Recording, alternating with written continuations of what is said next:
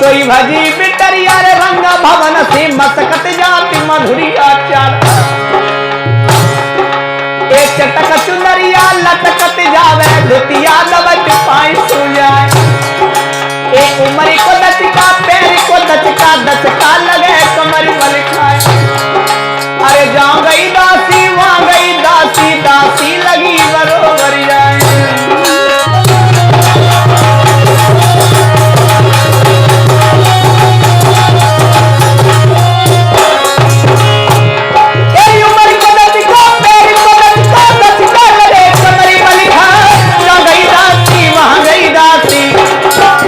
दासी लगी बरोबर जाए हाथ जोड़ की दासी अरे और रानी से करी जुहार तुम्हें बुलायो महारानी ने अब सुमहलन तो हो तैयार तुम्हें बुलायो महारानी ने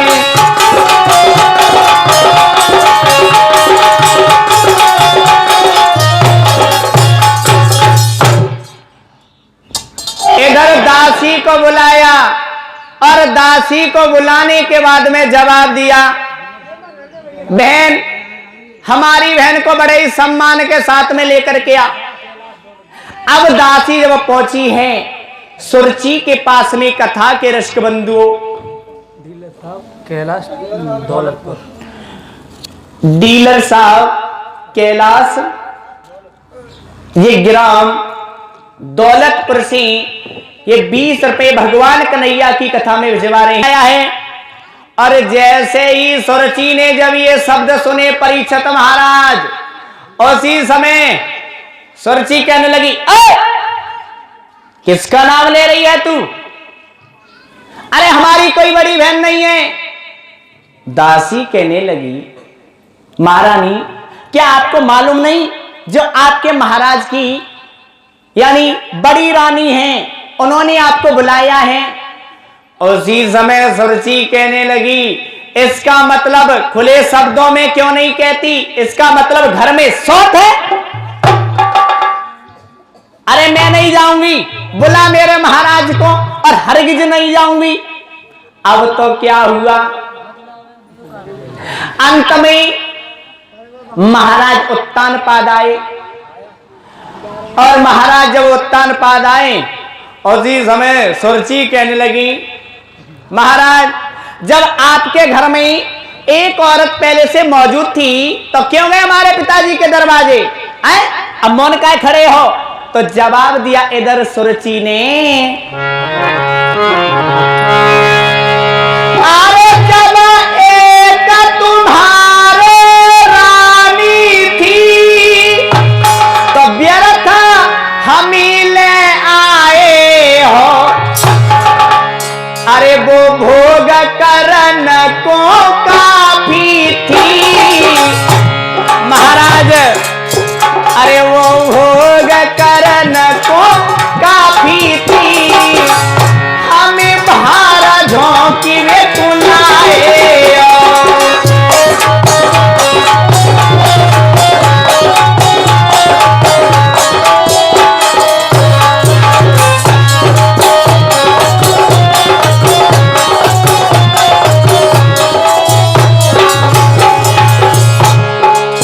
सुरची ने जवाब दिया महाराज जब आपके घर में एक औरत मौजूद थी तो क्यों गए? जब एक तुम्हारे नारी थी तो व्यर्थ हम ही ले आए हो। अरे वो भोग करन को काफी थी हमें भारा झोंकी में तुलाए।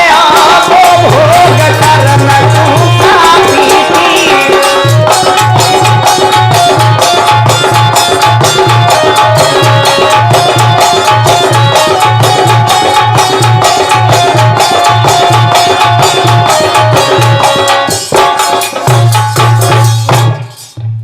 खुले शब्दों में कह दिया सुरची ने महाराज जब आपके आंगन में एक औरत मौजूद थी तो क्यों गई?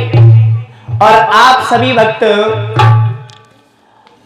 ये श्रवण करेंगे सनी धमाका स्टूडियो की तरफ से। ये भी हमारी भागवत चल रही है, यानी डिस्ट्रिक्ट संभल में इस समय ये कथा चल रही है। और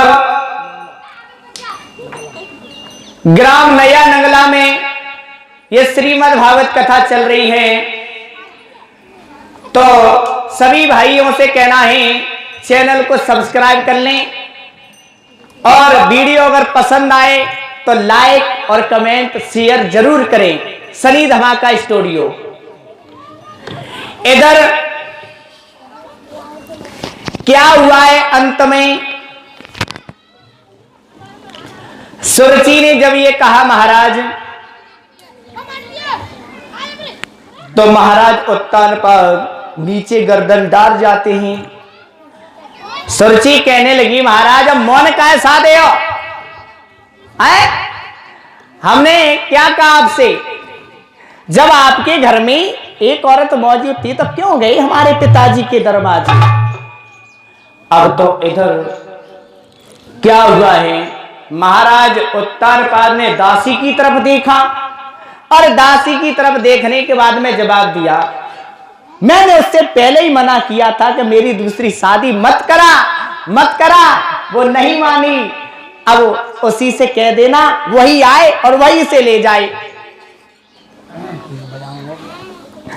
अब क्या हुआ है अंत में कथा के दर्शक बंधु, दासी जब पहुंची है सुनीति के पास में परीक्षित महाराज, और सुनीति ने जिस समय ये सुना कि हमारी सौत आने से इनकार कर रही है, तो अंत में क्या हुआ है,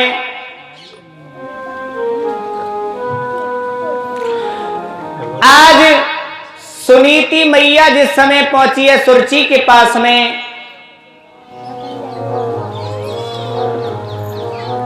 और जब पहुंची है तो दोनों हाथ जोड़ लिए, बहन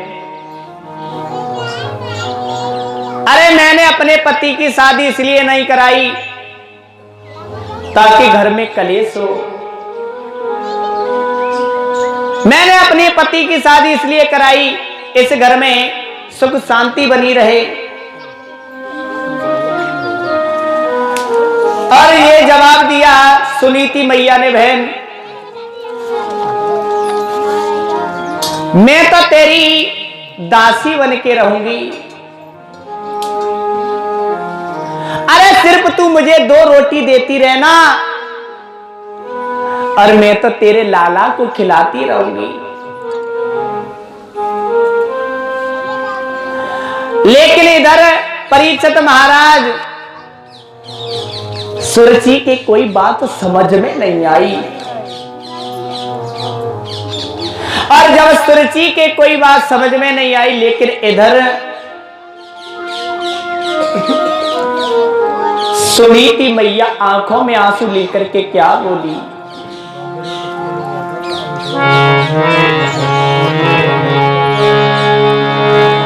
जवाब दिया, बहन आंखों में आंसू लेकर के आज बोली है वो मैया, अरे चलो संभालो, निरंतर 10 रुपए भिजवा रहे हैं, अरे चलो संभालो जागर को, मैं तो तेरी दासी बन जाऊंगी।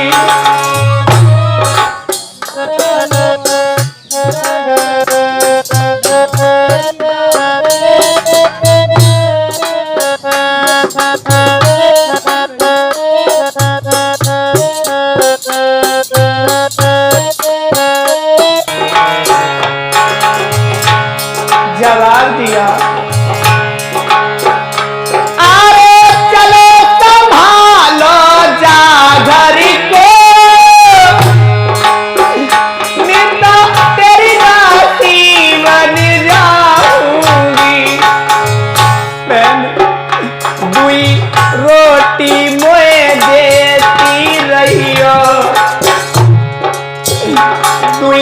रोटी मोए देती रहियो, मैं तो तेरो ही लला खिलाऊंगी।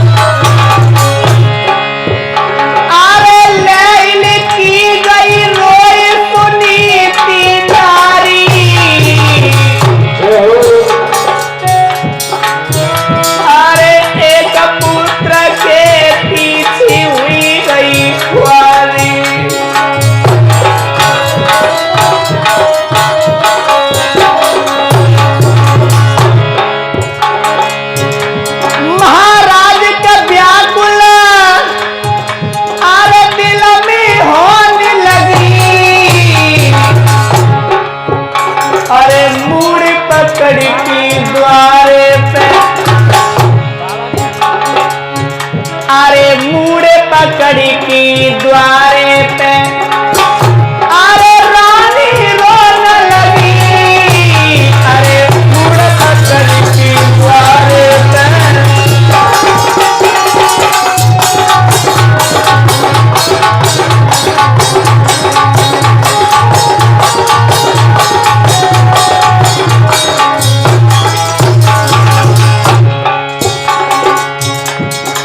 भैया छोटी रानी पत्थर गई कलेजो नाई पिघलो है,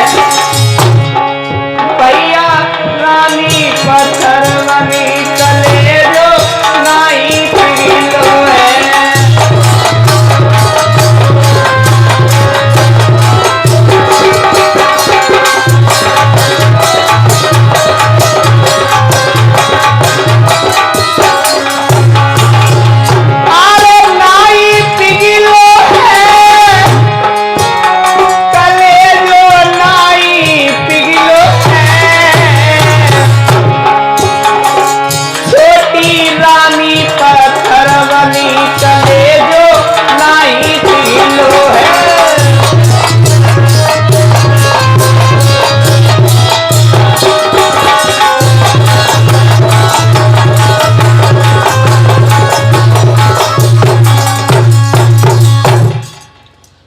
जवाब दिया है बड़ी रानी ने, अरे बहन सिर्फ हमें तू 2 रोटी देती रहना, मैं तो तेरे लाला को खिलाती रहूंगी। और जैसे ही सुरची ने जब ये शब्द सुने, तू हमारे लाला को खिलाती रहेगी, उसी समय सुरची कहने लगी, अरे तुझे अपना पुत्र खिलाने के लिए कौन देगा? अरे तेरे तो कोई संतान ही नहीं है, तू क्या जाने मां की ममता क्या होती है। आज जैसे ही जब ये शब्द सुने सुनीति मैया ने, आंखों में आंसू आ जाते हैं, और आंखों में जिस समय आंसू आए हैं कथा के दर्शक बंधुओं, अंत में